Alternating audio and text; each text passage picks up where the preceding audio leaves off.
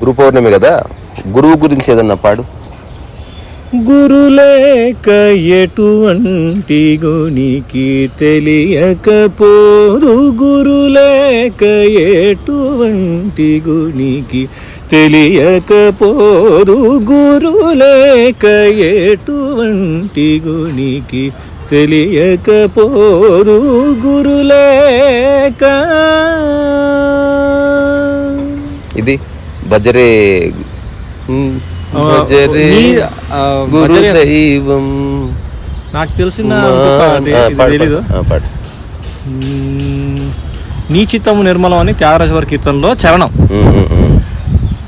గురువు చిల్లగింజ గురువే భ్రమరము, గురువు భాస్కరుడు, గురువే పరుసవేది,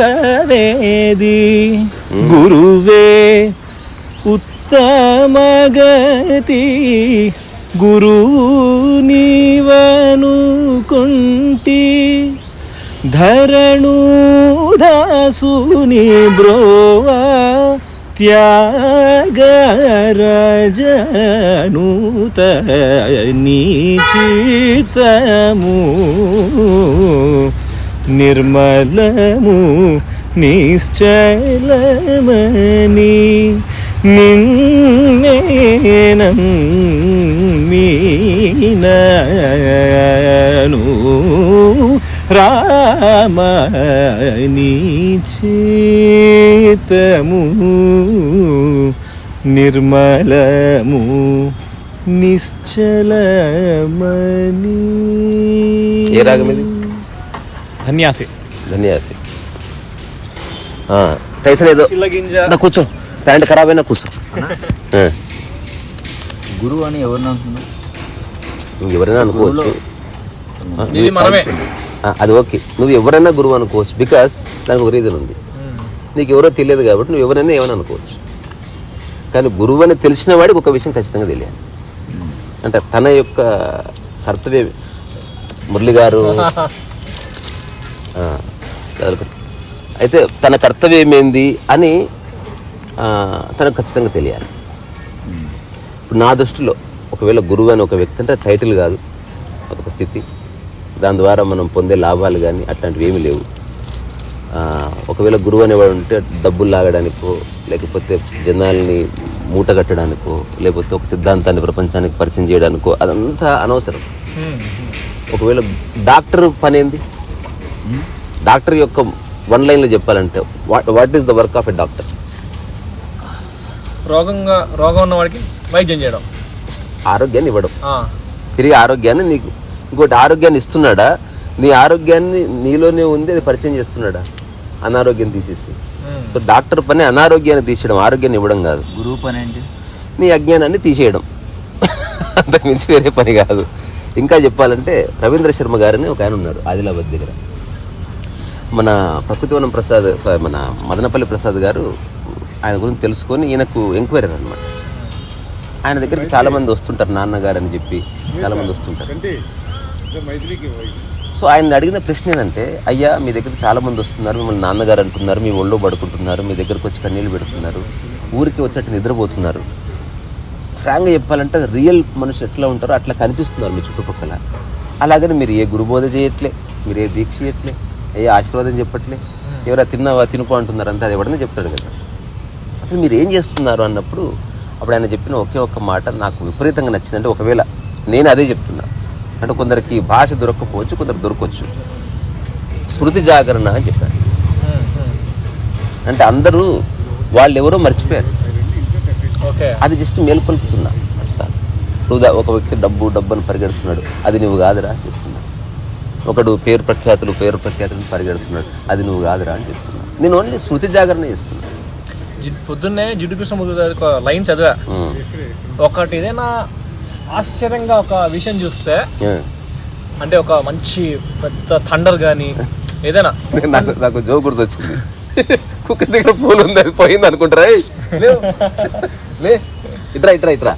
సారీ టు డిస్టర్బ్. చెప్పండి. సో మనం దేన్నైనా ఆశ్చర్యంగా ఒక 3-4 సెకండ్స్ చూస్తూ ఉంటాం.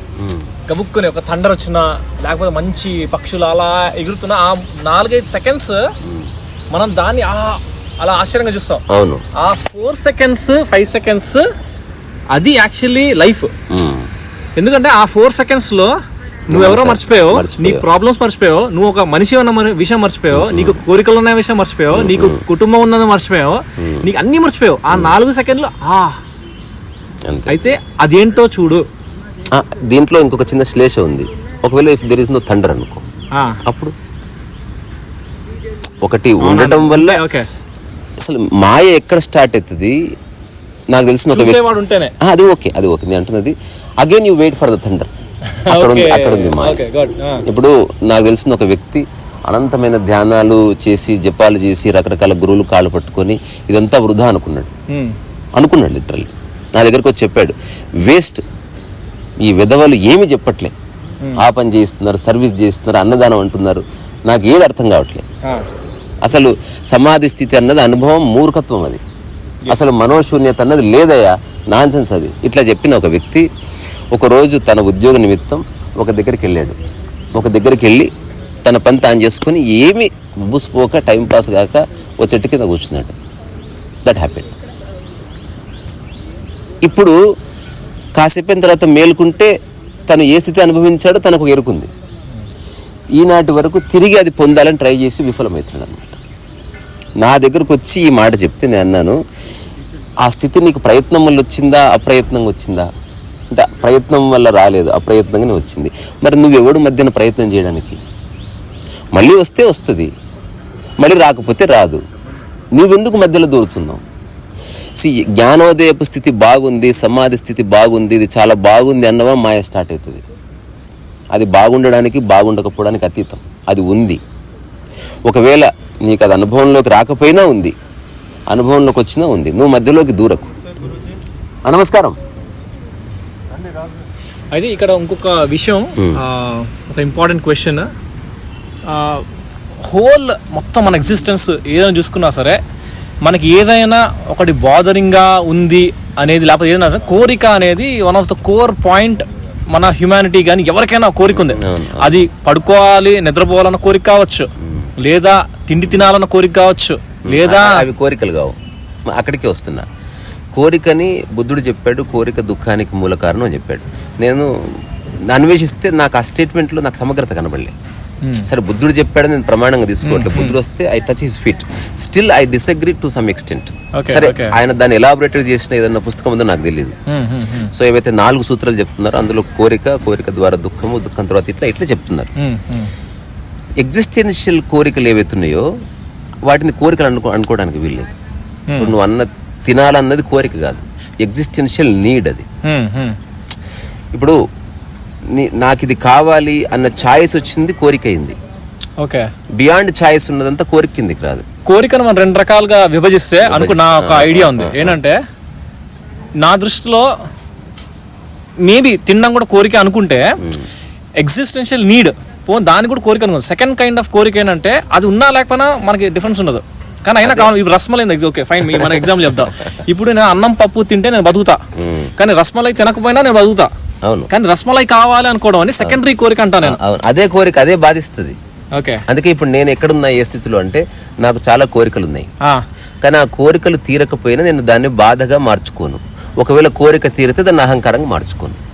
ఓకే, ఈ రెండు నేను నా జీవితానికి ఆచరణకు పెట్టుకున్నా. ఓకే, కోరిక లేదనడానికి లేదు. నా ఇంద్రియాలు ఉన్నాయి, రకరకాల విషయాలను చూస్తున్నాయి, స్పందిస్తున్నాయి. నాకు అక్కడ గులాబీ మొక్క నాటాలన్న కోరిక కలిగింది, కానీ ఆ కోరిక నన్ను బాధిస్తలేదు. గులాబీ మొక్క దొరికితే పెడతాను. జీవితకాలంలో గులాబీ మొక్క పెట్టకపోయినా నేను ఏమీ బాధపడను. ఒకవేళ నా ప్రజెన్స్ లో అది ఉంటే, నా యొక్క పరిధిలో అది ఉంటే, నా దగ్గర 100 రూపాయలు తెచ్చి పెడతాను. కోరిక ఆచరణగా మారి ఆచరించిన తర్వాత నువ్వు క్లెయిమ్ చేసుకోకపోతే కోరిక చాలా అందమైంది. అసలు జీవేచ్ఛ అన్నది కోరికలో ఉంది, దాని సారం. నువ్వు ఏ కోరిక లేకుండా అయిపోతే జీవోత్సవాన్ని అయిపోతావు. అందుకే ఎవరైతే కోరికను వదిలేశారో వాళ్ళంతా అన్క్రియేటివ్ పీపుల్గా మరణించారు. Maybe they are famous sadhus or ఎవరైనా కావచ్చు, బట్ దే బికేమ్ అన్క్రియేటివ్. ఇప్పుడు సినిమా తీయాలని మన ఇద్దరం అనుకుందాం, తీయకపోయినా పర్వాలేదు అనుకుంటున్నావా లేదా? ఏం ఫరక్ పడదు. అయినా సరే అట్లా నీకు బాధ కలగదు, ఆ స్పృహ ఉంది కనుక ఒక క్రియేటివిటీగా చేస్తున్నాం. సక్సెస్ లేదు, ఫెయిల్యూర్ లేదు. ఓకే, అవును, కరెక్ట్.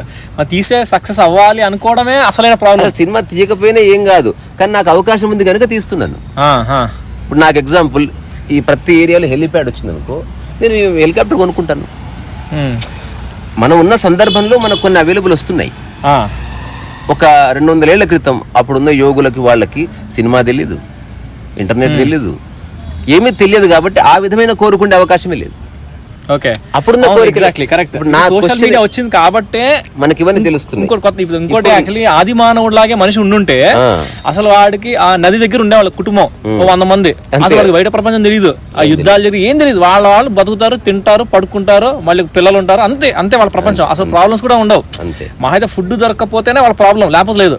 ఇప్పుడు ఏంటంటే మనకి ఎక్కువ టెక్నాలజీ వచ్చి ఇక్కడ ఈ ఒక చోట నుంచి ఎక్కడో కొన్ని వేల కిలోమీటర్లు ఉన్న వాళ్ళు కూడా టచ్లో ఉండడం వల్ల, వాళ్ళు కూడా చూడడం వల్ల, అంటే మనిషి ఏం లేని దాని నుంచి క్రియేట్ చేసుకుని బాధపడతాడేమో. అవును. ఇప్పుడు ఇంకొకటి నాకు క్వశ్చన్, ఒక బుద్ధుడు ఉన్న టైం లేదు, ఈ ఆర్గ్యుమెంట్ చాలాసార్లు పెట్టినా, అసలు 2500 ఏళ్ల క్రితం అసలు మనిషిని ఇబ్బంది పెట్టే విషయాలు ఏమున్నాయి అబ్బా?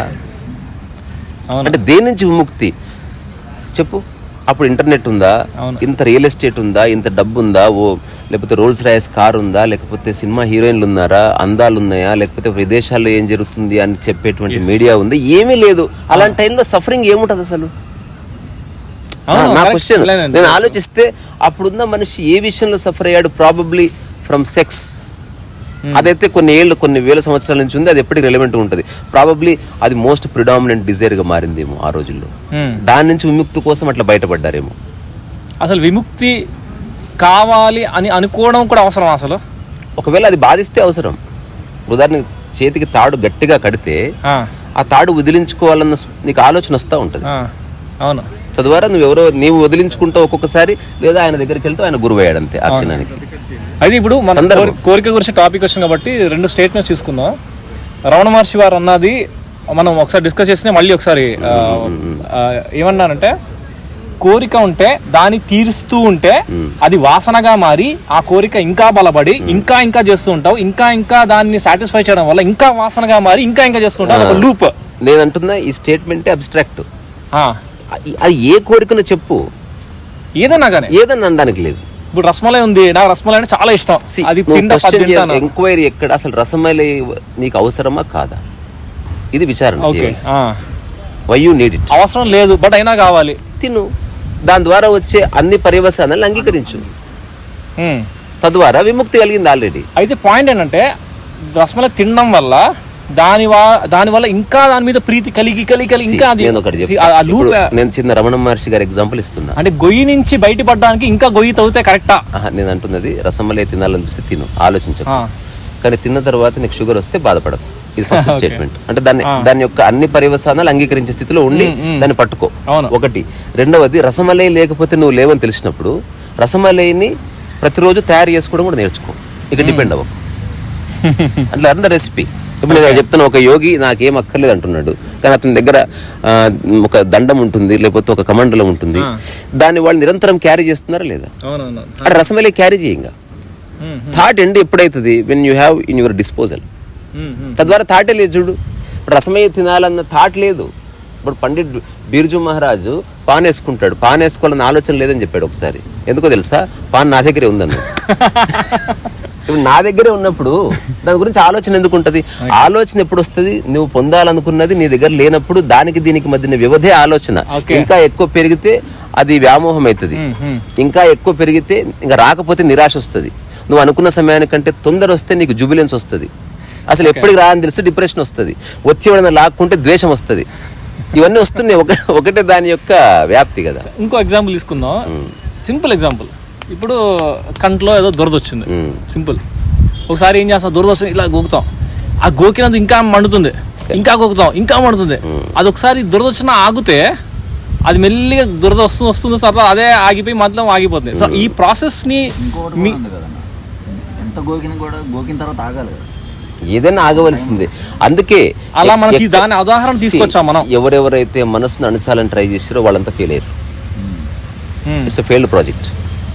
ఎవరైతే మనసులో ఇంటర్ఫియర్ కాకుండా పక్కన ఉన్నారో వాళ్ళంతా విజయం సాధించారు. ఇప్పుడు రసమలై తినాలని ఇప్పుడు మనిషి బానిసైనా ప్రాబ్లమే, దాన్ని కంట్రోల్ చేయాలన్నా ప్రాబ్లమే. నువ్వు తీసుకోవాల్సిన నిర్ణయంలో ఉంది. అనుష్ఠానం అని దానికి పేరు. ఓకే, అదొక్కటే మార్గం. అన్నిటి నుంచి విముక్తి కలగజేసేది చిన్న కరేజ్ ఉండాలి. రసమలై తినాలన్న ఆలోచన వస్తుంది ఎవ్రీడే మార్నింగ్ 9:30కి, మధ్యాహ్నం 1 గంటకి, సాయంత్రం 4:30కి. సో మొదటిసారి యూ టుక్ ఏ డిసిషన్, ఇక్కడ నేను కదలడం లేదు అంతే అన్నమాట. దానికే తపస్సు అని పేరు. కావాలనిపిస్తుంది. నేను కదా తినేది ఎవరు? మనసు కాదు కదా, బాడీ కదా. ఈ బాడీని ఎక్కడ తీయను. రసమలై దానంతకు నా దగ్గరకు వస్తే తింటాను, నేను ఎవరిని అడగను. Okay okay. ఆ థాట్ వచ్చి నిన్ను దమ్మా ఖరాబ్ చేస్తుంది. 9:30 అయింది, లే మామూలుగా అయితే చెప్పులు వేసుకుని పోతావు. మొట్టమొదటిసారి he did not get up. బుద్ధుడు జ్ఞానోదయం పొందిన ఆ రోజు అర్ధరాత్రి చేసింది అదే. కంట్రోల్ కాదు, అనుష్ఠానం. You take a decision for a good thing. Controlling కాదు, నువ్వు జీవితకాలానికి నిర్ణయం తీసుకున్నావు అంతే. ఇంకా కంట్రోల్ అంటే కొంతకాలం చేస్తావు, కొంతకాలం తర్వాత అయిపోతుంది. కొన్ని కంట్రోలింగ్ అనుకుంటావా, మంచి విషయం కోసం కంట్రోలింగ్ అను. సరే, ఇవన్నీ పక్కన పెడితే అసలు దీన్ని కోరిక ఇది అని అన్ని పక్కన పెడతాం. అసలు ఫస్ట్ మన అర్త్ కాదు, వేరే ప్లానెట్. సో అక్కడ ఏంటంటే అసలు వాట్ ఎవర్, ఇప్పుడు సెక్షువల్ డిజైర్ కానీ లేకపోతే ఏదైనా వేరే అని అసలు వాళ్ళు కోరికగానే చూడరు. అసలు దాని నుంచి బయటికి రావాలి అనుకున్న సమాజం బట్టి మనం మైండ్ మారుతుంది. ప్రశ్న అడుగుతాం, నీళ్లు తాగాలన్న కోరిక ఉందా నీకు? ఎగ్జాక్ట్లీ. ఇప్పుడు ఆ ప్రపంచంలో నీళ్లు తాగడం కూడా తప్పైతే అప్పుడు నీళ్ళ గురించి డిస్కషన్ మనకి వస్తుంది. ఏంటి సార్ వీసా గారు, ఈ గ్లాస్ నుండి నీళ్లు తాగాలి, సరే ఒక 500 ml తాగచ్చా అండి రోజుకి, లేకపోతే ఒక 1 లీటర్ కాదండి కొంచెం అప్పుడప్పుడు ఎక్కువ తాగేస్తుంది అంటే ఆ డిస్కషన్ అలా ఉంటుంది. అది ప్రపంచ వ్యాప్తంగా ఇది పెద్ద టాపిక్ అయిపోతుంది. అండ్ నీటి గురించి మాట్లాడడానికి మనకి చాలా కామెడీగా ఉంటుంది. మేబీ ఇదే వేరే ప్లానెట్ లో మనం ఇంత కోరిక గురించి మాట్లాడుకుందాం, వాళ్ళు నవ్వుకుంటారేమో అనిపిస్తున్నారు. నవ్వుకుంటారు అంటే ఏంట్రా ఏం మాట్లాడుతున్నారు బట్టి, లేకపోతే మనం ఉన్న సందర్భాన్ని బట్టి మనం అది తప్పదు. అదే సో మన ఈ ప్రపంచంలో ఉంటూ నా కోర్ అబ్జర్వేషన్ వెరీ సింపుల్. కోరిక ఉండకపోని నీ ఇంద్రియాలు చూస్తుండసేపు నీకు ఏదో ఒకటి కావాలనిపించచ్చు, వద్దనిపించచ్చు, అది కాదు పాయింట్. అది రాకపోతే నువ్వు బాధపడతావా, అది క్వశ్చన్ చేసుకో. ఓకే, బాధపడకపోతే నువ్వు అన్ని ముట్టుకోవచ్చు. దీన్ని నేను ఒక కోట్ లాగా, దేన్నైనా చేత్తో పట్టుకో, మనసుతో పట్టుకోకు. ఇప్పుడు నేను ఫోన్ పట్టుకున్నా, చేత్తో పట్టుకున్నా, మనసుతో ఏం పట్టుకోలే. విముక్తిలోనే ఉండి నేను ఫోన్ పట్టుకున్నాను. ఇది ఒక స్థితి ఉంది. అర్థమైతే లేకపోతే అర్థం కాకపోవచ్చు. ఏదన్నా నువ్వు కోరడం తప్పు కాదు, అడగడం తప్పు కాదు. కానీ అడిగిన తర్వాత నీ జీవితంలోకి అది రాకపోతే అది బాధగా మారుతుందా, then you have no right to ask. ఒక వేడి గిన్నె ఉంటే ఒక చేతికి ఏదో పెట్టుకోవాలి, చేతితో పట్టుకోకూడదు. అది వేరు. మళ్ళీ అంటే లైక్ మనకు రెమెడీ. అంటే ఏ కోరిక, మళ్ళీ ఈ కోరిక ఆ కోరిక అన్నట్లే. శృంగార వాంఛ కలిగింది, తీరలేదు, అది బాధగా మారుతుందా, then you have to work on it. లేదు వాడు వర్క్ కూడా చేయడు, ఆ సఫర్ అవుతా అనుకుంటాడు, అది మళ్ళీ వాడికి ఇష్టం. దాని యొక్క పర్యవసానాలు నువ్వు అంగీకరిస్తావా, నేను already you are out of desire. ఎందుకంటే నీకు పర్యవసానం మీద కూడా ఒక ఐడియా ఉంది. ఉదాహరణకు నువ్వు ఎక్కువ ఇది చేస్తే నీకు నెక్స్ట్ కళ్ళు పోతాయి అన్నాడు అనుకో, కళ్ళు పోయినా పర్వాలేదండి, నో ప్రాబ్లం. నిజంగా కళ్ళు పోయిన రోజు వాడు బాధపడకపోతే వాడు ఏదో మంచి స్థితిలో ఉన్నట్టే. సరే, చూసే వాళ్ళందరికీ జీవితం నాశనం చేసుకుంటూ అనిపించచ్చు. నిజానికి ఎవరిని చూసినా వాడి పాయింట్ అనిపిస్తుంది, వీళ్ళందరూ వేస్ట్ గాళ్ళని అనిపిస్తుంది మనకి. ఎవరికి వాడి కరెక్ట్ అనిపిస్తుంది. ఉన్నది ఒకటే ఫోర్స్ అని కొన్నిసార్లు నాకు అది చాలా మంది చెప్పారు. మనందరం అనుకుంటే ఒకటే ఉన్నది ఒకటే కోరిక. వచ్చిన వాడు ఆ కోరిక అనేది, ఆ కోరిక తీర్చబడే అది అన్నీ ఒకటే కదా. అంటే ఒక శక్తి. నువ్వు ఫిలాసఫీలో పడకు, కోరికని నిర్వచించు. అన్ని కోరికలు కావు. సినిమాకి వెళ్దాం అన్నది కోరికనే, నేను సినిమా తీయాలన్నది కోరికనే. అందులో ఒకటి బాధించేది, ఒకటి సరదాది. వాటిని నిర్వచించు. నీ జీవితంలో నిజంగా నిన్ను బాధించే కోరికలు 2-3 ఉంటాయి. వాటి మీద వర్క్ చేసి సరిపోతుంది. మిగతా కోరికలతో ఏ సమస్య లేదు. నువ్వు కాస్త లిబరేషన్లో కోరుతావు. ఆ సినిమాకి వెళ్దాంపా అంటే వెళ్దాం అన్నావు, వద్దులేరా అంటే పర్లేదులే అన్నావు. కోరిక బలంగా లేదు అది. ఓకే, సో ఏదైనా కరెక్టే. ఇప్పుడు ఇంకోటి అంటే నాకు అనిపించింది 2 రకాల మనుషులు ఉంటారు ప్రపంచంలో. ఒకళ్ళు క్రియేటర్స్, ఇంకోళ్ళు కన్జ్యూమర్స్. ఇప్పుడు మీరు కంటెంట్ చేస్తుంటారు, కాంబినేషన్ ఆఫ్ బోత్. 2 రకాల మనుషులు ఉంటారు అని చెప్పి అయితే మేబీ 2 రకాలు ఉంటారు. పర్సంటేజెస్ ఎక్కువ ఉంటాయి. ఇప్పుడు నేను చూసే రీల్స్ ఒకవేళ 100 ఉంటే చేసే రీల్ ఒకటి ఉంటుంది. అదే ఇప్పుడు మీరున్నారు, చేసే రీల్స్ 100 ఉంటే చూసేది ఒకటి ఉంటుంది. అంతే ఎగ్జాంపుల్స్ కరెక్ట్. అది చూసేనంటే కంటెంట్ ఇప్పుడు క్రియేటర్ గా నేను బాధ్యత తీసుకోవాలి అనుకుంటే, ఇప్పుడు పైలట్ ఉంటాడు, వాడి పని ఏంటి? పైలట్ నడపడం, ప్లేన్ నడపడం. ఓకే, వాడిని చూసి ప్యాసింజర్స్ అయ్యో నేను ప్లేన్ నడపట్లేదు ఏంటి అనుకోవాల్సిన అవసరం లేదు కదా. వాడు హాయిగా విండో నుంచి బయట చూసుకుంటూ ఎక్స్పీరియన్స్ పొందొచ్చు. సో ఆ పరంగా చూస్తే ఈ ప్రపంచంలో కన్జ్యూమ్ ఎక్కువ చేయడం వల్ల తప్పేంటి? క్రియేట్ చేయకుండా తప్పేం లేదు. అంటే ఒక డాక్టర్ చెప్పబ్బా, నువ్వు జీవితకాలం సీరియల్ చూడు. Okay, end of the day last మరణించే ముందు నా జీవితాన్ని వృధా చేసుకుని బాధపడ్డావా? You did mistake. అంతే. అది కూడా ఆలోచన, మళ్ళీ రిగ్రెట్ కూడా సాత్. అసలు నువ్వు రిగ్రెట్ అవ్వకపోతే you are out of something already. ఒక డాక్టర్ వైద్యం చేయగలిగే చాలా పవర్ ఉన్నవాడు నేను చెయ్యను, నేను కూర్చుంటా, నాకు చేయాలని లేదు అంటాడు. అలా ఉండడం కరెక్టా?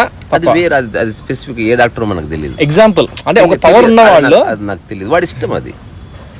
He's in public service, he has to do. అది ఉదాహరణకి ఒక యోగి ఎవడో వెళ్తున్నాడు, అతను ఏం బోర్డు పెట్టుకోలే కాబట్టి అతను చేసినా చెప్పిన ఏమి కాదు. ఇప్పుడు భోజన హోటల్ పెట్టుకొని నేను పెట్టను పో అని ఎట్లా అంటాడు? అది వాడు పెట్టడానికి రైట్ లేదు. అది వేరే కాంటెక్స్ట్, అది వేరే. బట్ నేను ఏదేమైనా నేను చెప్పాలనుకున్న కంక్లూజన్ ఏంది, గురువు అనేవాడు ఎవడుందంటే వాడి పని కాస్త నిన్ను మేల్కొల్పడమే తప్ప నీకు ఏ అన్నెసెసరీ ఇన్ఫర్మేషన్ ఇవ్వడం కాదు. ఒకవేళ ఇన్ఫర్మేషన్ ఇస్తే దానికి ఏకైక కారణము అది నిన్ను మేలుకోవడానికి ఉపయోగపడే దోహదకారి ఇన్ఫర్మేషన్ అయితే తప్ప నిన్ను బూస్టింగో లేకపోతే స్టఫింగో చేయడం కాదు, నిన్ను క్రతువులో దింపడం కాదు. ఒకవేళ క్రతువు చేస్తూ మేల్కుంటావా, క్రతువు అంటగడతాడు. సేవ చేస్తూ మేల్కుంటావా, సేవ అంటగడతాడు. వ్యక్తికి వేరు ఉంటుంది if it is a real Guru. Okay, అట్ట కాకుండా గురు అనేది వ్యాపారమైందనుకో అందరికి ఒకటే ఉంటుంది. అది క్లియర్ డిస్టింక్షన్ తెలుసుకోవాల్సిన చిన్న అబ్జర్వేషన్ అది. అదర్వైజ్ వ్యక్తికి విషయం మారాలి. అందరి మనుషులు ఒకటి కాదు, అందరి మనసులు ఒకటి కాదు.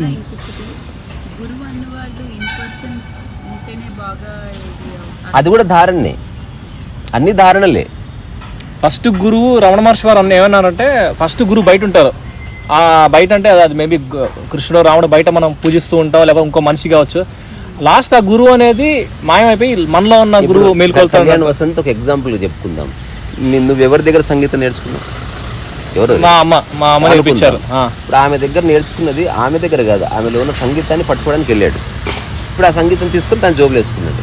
ఇప్పుడు ఆమె గురువు అని కాళ్ళు మొక్కితే సంగీతానికి మొక్కినప్పుడు ఈయన కాళ్ళు ఈయన మొక్కుకోవాలి. మరి సంగీతానికి మొక్కినప్పుడు సంగీతం ఎక్కడుందో మొక్కుకోవాల్సిందే. అందుకే అష్టవక్ర సంహితలో ఒక మాట ఉంటుంది, నాకేమర్థమైందంటే నా కాళ్ళు నేనే మొక్కుకోవాలని అర్థమైంది అంటాడు. ఈవెన్ నోట్స్ ఆఫ్ మోషన్లో కూడా ఉంటుంది, టచ్ యువర్ ఓన్ ఫిట్. ఎందుకంటే ఏదైతే నువ్వు కోరుకుంటున్నావో అది నీలో ఉందని తెలిసినప్పుడు అట్లీస్ట్ జనాల ముందు మొక్కుంటే బాగుండదు. కాబట్టి ఇట్లా శ్రీకాంత్ మజా వస్తుంది. తెలిసిన తర్వాత ఏముండదు, అసలు న్యూట్రల్. చెప్పినా కదా, నిజంగా లైఫ్ అర్థమైతే వెరీ బోరింగ్. ఏముంటుంది, జస్ట్ పని ఉంటుంది. ఎగ్జైట్మెంట్ లేదు, కిక్ లేదు, సక్సెస్ కోసం పరిగెత్తడం లేదు, గుర్తింపు కోరుకోవడం లేదు, గుర్తింపు ఇచ్చినా పట్టించుకోవడం లేదు, అవార్డు లేదు, రివార్డ్ లేదు, ఏముంది? ఎగ్జిస్టెన్షియల్ మూమెంట్ తప్ప ఏముండదు. అది యాక్చువల్గా వెరీ బోరింగ్ ఒక పాయింట్ ఆఫ్ వ్యూలో. ఇంకో పాయింట్ ఆఫ్ వ్యూలో సమయం తెలియదు అసలు. అవును, సమయం తెలియదు. అంటే యూ జస్ట్ ఈ ఎగ్జిస్టెన్షియల్ మూమెంట్లో నీ మూమెంట్ కలిసిపోతుంది అంతే. నీకు లక్ష్యమే లేనప్పుడు ఇక్కడ సాయంత్రం దాకా పడుకోవచ్చు. ఈ రీసెంట్గా నాకు ఒక పాయింట్ వచ్చింది ఏంటంటే, మనం ఒక ఇల్లు అద్దెకి తీసుకుంటేనే ప్రాబ్లమ్. దానికి అద్దె కట్టాలి, ఇది కట్టాలి, కరెంట్ కట్టాలి, ఇది కట్టాలి. ఒకడెవడో రోడ్డు మీద ఉన్నాడు, వాడు కట్టక్కర్లేడు, ఆడు రెంట్ కట్టక్కర్లేదు, ఆడు రూమ్ అక్కర్లే, ఏం చేయక్కర్లేదు. అది అంటే బేసిక్గా ఏంటంటే, so if you are accepting pleasure you have to accept pain. If you reject pleasure you can reject pain. So అట్లాగా నాకు అనిపించింది అంటే, ఓన్లీ మనం ఇల్లు కావాలనుకోవడమే వల్ల దాన్ని నిలబెట్టుకోవడానికే మళ్ళీ ప్రెషర్. ఇది ఒక డ్రామా, మళ్ళీ అబ్బాయి ఇది అసలు ఏది లేని వాడికి. చివరగా ఒక సీక్రెట్ చెప్తా, ఇది ఎవరికి వాడు క్రాస్ చెక్ చేసుకోండి. అంటే అది అనుభవిస్తూనే చెప్తున్నా నేను. Very simple. అదేంటంటే, గురువు ఎవడు అంటే వాడు సంసారంలో ప్రపంచంలో ఉండి నా అనుకున్న వాటిని తగ్గిస్తూ వచ్చి జీరో చేశాడు. ఇప్పుడు నా అనుకునే 100 ఉన్నాయి అనుకో, నీకు 100 సమస్యలు ఉన్నాయి అర్థం. నా కారు చెడిపోతే నువ్వు పరిచయం అవుతావు, నా పిల్లలు పరిచయం అయినావు, నా ఇల్లు ఎవడో కిటికీ కూలగొడితే పరిచయం అయిపోయినావు, మా కుక్క చచ్చిపోతే పరిచయం అయిపోయినావు. అందుకని అనుకుంటున్నా కానీ పరేషన్ కాకపోతే ఇంకా నీది కాదు అది. భలే ఉంది, చెప్పడానికి నా మంచి స్థితి అట్లా ఉండు మరి, ఇంకేం. అదే తెలుసుకోవాలి. నా అనుకో నా అవసరానికి తప్ప నాది కాదు. ఆటకు తీసుకో. ఇప్పుడు ఒక నీ చుట్టూ ఉన్న ఒక 50 నా అనుకున్నవి ప్రశాంత స్థితిలో ఉంటే తప్ప నువ్వు ప్రశాంతంగా ఉండలేవు, అవునా కాదా? Yes yes. అందుకని నీ చుట్టూ ఉన్న వాటికి నీకు మధ్యన నా తీసేస్తూ వస్తే ఏదేమైనా నువ్వు సర్వీస్ చేయొచ్చు, సరి చేయొచ్చుగా, నువ్వు ప్రశాంతత పోదు. దీన్ని ఇంకా సింప్లిఫై చేయాలంటే మీరు చెప్పింది ఇప్పుడు నా అనేది ఒక తాడు అనుకుందాం. ఆ తాడైతే దీనికి 100 తాళ్ళు ఉన్నాయి. సో మీరు అన్ని తాళ్ళు కట్ చేయమంటారు, అసలు ఇక్కడే కట్ చేశారు అనుకో అది వేరు, దానికి చాలా కరేజ్. అందుకే అనుష్ఠానం అని పేరు దానికి. అనుష్ఠానం అంటే ఇక అన్ని తాళ్ళని ఒకేసారి కట్ చేయడం, బుల్డోజింగ్. అది చాలా అదే ఎవరైతే అనుష్ఠానంలో ఉన్నాడో వాడిలో చాలా వైలెన్స్ వస్తుంది, వాడు చాలా ఏమంటారు అబ్నార్మల్గా మారుతాడు, వాడిలో చాలా మానసిక రుగ్మతలు ఏర్పడతాయి. ఎందుకంటే అతను స్పందించడం మానేశాడు కదా. అట్లా ఆ చివరి స్థితిలో ఒక ప్రశాంత స్థితి వస్తుంది. కానీ ఆ మధ్యలో వాడిని చూసిన వాళ్ళకి పిచ్చిలేస్తుంది. He looks extremely serious. ఎందుకంటే ఒక డిజైర్ ఉంది, వాడు కదలట్లేదు. ఆ టయానికి వచ్చింది, వాడు కదలట్లేదు. మొట్టమొదటిసారి ఈ కొడుకు ఎవరో ఏడుస్తున్నారు, మొట్టమొదటి స్పందన లేకుండా ఉన్నాడు. అంత ఆషమాషి కాదు అనుష్ఠానం అన్నది. అదే అందుకే అనుష్ఠానం అంటే యూ టుక్ ఏ డిసిషన్. ఏదేమైనా ఆలోచనలు వస్తే రాని నేనైతే స్పందించినబ్బా, నా బాడీని ఇక్కడి నుంచి జరపని, ఏం చేసుకుంటూ వచ్చేసుకో. మనం అంటాం కదా, పిల్లలు స్కూల్కి రాను అని ఇంక కదలరు. ఇంకా వాడిని మనం ఎంత లాగినా వాడు రాడు, కదలడు. మన వల్ల కాదు. పెద్దలు 5-6 మంది గుంజినా రాడు వాడు. ఒకవేళ మై బంద్ చేసిన దూరికి ఇట్లా అడ్డం పెడతాడు. అక్కడనేమో ఎవరో లాగుతున్నారు, ఇక్కడ ఆలోచన లాగుతుంది వాడిని, వాడు కదలట్లేదు. నేచర్ మనకి ఆప్షన్ ఇచ్చిందేమో అనిపిస్తుంది. అరే కావాలంటే ఈ సంసార వలయంలో పడి చచ్చిపో, ఆగా లోపల చచ్చిపో, ఏం కాదు. లేదా నీకు నచ్చలేదా బోట్ వేసుకుని దాని మీద కదులు, నువ్వు ఏమైనా చేసుకో. అసలు మైండ్ లో నేచర్ లో సంసారమే లేదు. కుక్కకేం సంసారం ఉంటుంది? మనం క్రియేట్ చేసుకున్న అదే మన నీ మనస్సు క్రియేట్ చేసిన కల్పన ఇదంతా ఎంత క్రియేట్ అయింది రకరకాల వ్యక్తులను చూసి. ఉదాహరణకి ఒక గ్రూప్ ఫోటో చూసావు, అనిపిస్తుంది నాకు పెద్ద ఫ్యామిలీ ఉంటే బాగుండు. కానీ ఒక్కొక్కటి చస్తుంటే తెలుస్తుంది, వాళ్ళకి రోగాలు వస్తే తెలుస్తుంది. ఏదో సినిమాలు చెప్పారు కదా, నాకు చాలా పెద్ద ఫ్యామిలీ హ్యాపీగా ఉన్నా అంటే, నాకు కూడా చాలా పెద్ద ఫ్యామిలీ అందరు పోయారు హ్యాపీగా ఉన్నా అంటే. సో ఎవరి డెఫినేషన్ వాడిది. ప్రాబ్లమ్స్ కూడా యాక్చువల్లీ కోరికలే. మీరు అన్నట్టు ఇందాక ఇప్పుడు 100 ఉన్నాయి సపోజ్, మా నాన్న, మా అమ్మ, మా ఇట్లా అట్లా మొత్తం ఎన్ని అనుకుంటే నాన్నకు బాగాలేకపోతే మళ్ళీ అమ్మ అరే నాన్నకు బాగాలేదు, అందుకే మీకు మనకు విషయం తెలిస్తే సర్వీస్ చేయడం ఉంది కానీ బాధపడడం లేదు. అవును, అది యాక్సెప్టెన్స్ కదన్నా. అసలు ఏది నీది కాదన్న విషయం తెలుసుకోకుండా ఏది అర్థం కాదు. అసలు నీదన్నది ఉందని నువ్వు అనుకున్నావో బాధ ఖచ్చితంగా వస్తుంది. అది క్లియర్, ట్రైడ్ అండ్ టెస్టెడ్. నాది అన్నది ఏది కాదు. ఈ ఫోన్ నాది కాదు, నా అవసరానికి ప్రస్తుతం ఉపయోగించుకుంటున్నా, ఈ ఎరుక చాలు. చాలాసార్లు చెప్పినా కదా, ఈ ఫోన్ చెడిపోతే ఏడ్చేవాడు అజ్ఞాని, రిపేర్ చేయించేవాడు జ్ఞాని. వాడు రిపేర్ చేయించవలసిందే, కానీ ఏడుస్తూ వాడిని నాశనం చేసుకొని చేయిస్తున్నాడు.